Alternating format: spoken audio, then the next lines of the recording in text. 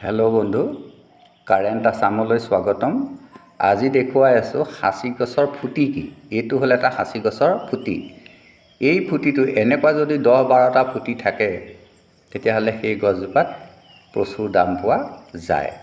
এইবিলাক আচলতে মিঠা খাচীয়ে হয়। এয়া চাওক, কিন্তু এই সাঁচি গছবিলাকৰ ৰোপণ পদ্ধতিটো ভুল হ'ল। ভুল কি হৈছে যে আমাৰ আজিলৈকে মানুহবিলাকে নাজানে যে সাঁচি গছ কিমান দূৰত্বত ৰুব লাগে।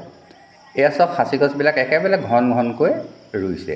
ঘন ঘনকৈ ৰোৱাৰ কাৰণে আচলতে শতকৰা 5জোপা বা 7জোপা গছত পোকে ধৰে।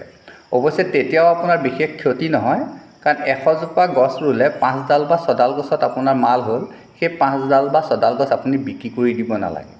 সেই 5ডাল বা 6ডাল গছ আপুনি ৰাখি দিব লাগে। সেই 5ডাল বা 6ডাল গছতে ইমানেই পোকে খাব যে গোটেই বাৰীখন বিকিলে যিমান টকা আপুনি পালেহেঁতেন সেই 5ডাল গছতে সিমান টকা পাব। কাৰণ 3 লাখকেও 15 লাখ টকা পালে 5ডাল গছত। গতিকে আপুনি ৰওক, কিন্তু সেই কেইডাল যেতিয়া কাটি দিব, কাটি দিয়াৰ এবছৰমানৰ পিছৰ পৰা আপোনাৰ বাকী গছবিলাকত আকৌ পোকে ধৰিবলৈ আৰম্ভ কৰিব। বা এজোপা গছৰ পৰা হয়তো ভালেকেইজোপা গছৰ আঁতৰত আপোনাৰ মাল ধৰিব। পোকে কিন্তু নোখোৱাকৈ নাথাকে, পোকে খাব। পোকে ধৰিলেই কিন্তু মাল যে হ'বই সেইটো নিশ্চিত নহয়। কিন্তু পোকে ধৰিলে মাল যে হ'ব সেইটো নিশ্চিত নহয়, কিন্তু আপুনি আৰ্টিফিচিয়েল কৰিব পাৰে, ইনকুলেশ্যন কৰিব পাৰে।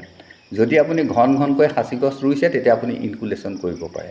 কিন্তু তাতো এটা কথা আছে, আপুনি সেৰেঙাকৈ ৰুলে পুলিবিলাক শকত হয়, দীঘল হয়, ডাঙৰ হয়, বুজি পালে? কিন্তু যদি আপুনি ঘন ঘনকৈ ৰুৱে তেতিয়া কিন্তু সেই পুলিবিলাক ইনকুলেশ্যন কৰিবৰ কাৰণে উপযুক্ত হৈ নুঠে, কাৰণ পুলিবিলাক সৰু সৰু হয়।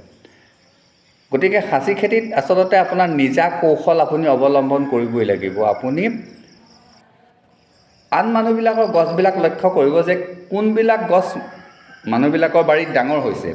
যিবিলাক গছ অকলশৰে আছে সেই গছবিলাক ডাঙৰ হৈছে, তেতিয়াহ'লে আপুনিও অকলশৰীয়াকৈ ৰুৱক।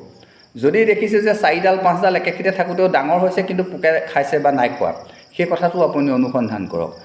আপুনি যেতিয়া ফুৰিবলৈ যাব আপুনি মানুহৰ ঘৰত সাঁচি গছবিলাক লক্ষ্য কৰিব। যিবিলাক গছত পোকে ধৰিছে, কেলৈ পোকে ধৰিছে আপুনি গম পাই যাব।